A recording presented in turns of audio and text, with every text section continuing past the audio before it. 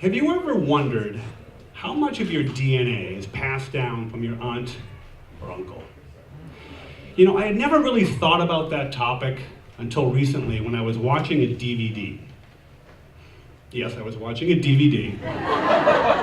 I put it in right after listening to my CD. I couldn't find my MP3 player. And the DVD was a retirement party for my Aunt Pat. So my Aunt Pat was retiring from teaching after 43 years in the Quincy Public Schools just outside of Boston. An elementary school teacher for 43 years. Incredible achievement. So in 1997, they threw her a bash, and a lot of people showed up, and about 10 people spoke. And the first person who spoke was actually the principal from her very first job. Now, to mind you, every person who spoke had a severe Boston accent. And so this principal gets up and he says, in all my years here in Boston, I've never seen anything quite like it. Now, he didn't sound anything like that. A lame-ass JFK impersonation is my only go-to Boston accent. That's all I got. But he told this great story. The very first week of school, which was actually my Aunt Pat's first week teaching in her entire career, he stopped in her class, and he was blown away, he said.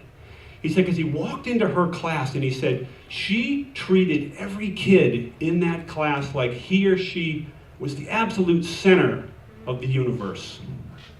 And he said my Aunt Pat used words like amazing, spectacular, and incredible to describe every little thing that those kids were doing, right?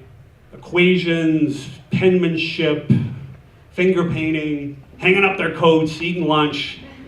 She was relentless with her praise. And this principal said that my Aunt Pat, he raised the kid's self-esteem to a level he had never seen before.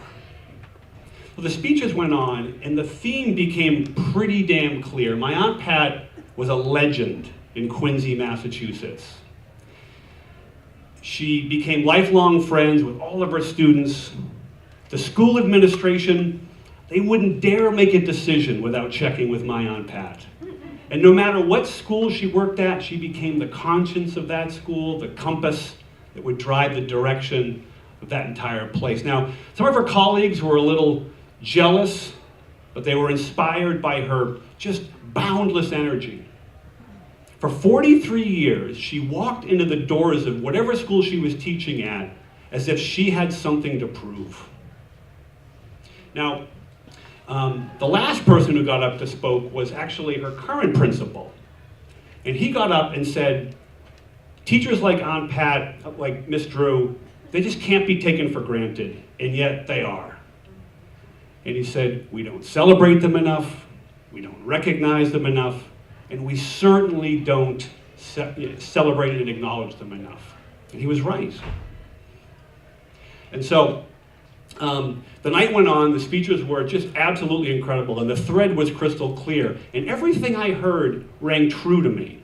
Now, it rang true to me not just because it was my Aunt Pat, it rang true to me because I had actually been a student once in her class. When I was a kid, my parents would take a trip during the school year for a week. And so that meant they had to find a temporary home for their 7 kids. So they would get on the phone and call friends, neighbors, and relatives and try and unload the 7 of us on anyone that said yes, or maybe, or picked up the phone. And so one year I spent a week with my Aunt Pat. And every morning I would get up and I had breakfast with her, and I would get in the car with her, and we would go to her school, and I went to her class. And so for 1 week, I got a first-hand experience of what it was like to be a student in her class. Just one of 25 kids who felt a little bit like the sun. So my Aunt Pat never married. She never had children of her own. But that didn't mean she didn't have kids. I mean, trust me, she had a few thousand of them in Quincy, Massachusetts. Because she did what every good mother does. She was very clear with her expectations. She set the bar very high. She encouraged. She scolded when necessary. But most importantly, she loved without judgment and without agenda. Now at the end of the night, some of my Aunt Pat's colleagues got up and they read some excerpts from the school yearbook. That year they had dedicated a few pages of the yearbook to my Aunt Pat because it was her last year. And there was one note from an old student that was particularly memorable that said, and he had graduated years ago, that his time with my Aunt Pat had changed his life. And the reason why was because of her teaching style. And he described her teaching style as passionate, energetic, and creative. Well, this past fall, I did something I've always wanted to do. It was an ambition of mine. I became a college teacher.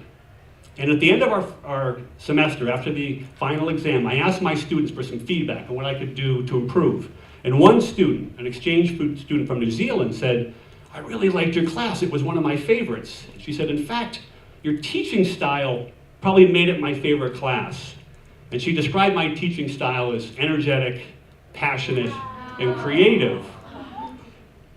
So while my Aunt Pat died about 8 years ago, and I never had a chance to talk to her about teaching, I know for a fact that she was with me in that class, because some studies say that nearly 25% of our DNA is passed down from a blood relative, like an uncle or an aunt. And so every day I walked into that college classroom with something to prove. Now I know if my Aunt Pat was still alive today, she would be overboard with praise for me. And she would use words like spectacular, amazing, and incredible to describe me. Because that's how she treated all of her kids, like the center of the universe. Thank you.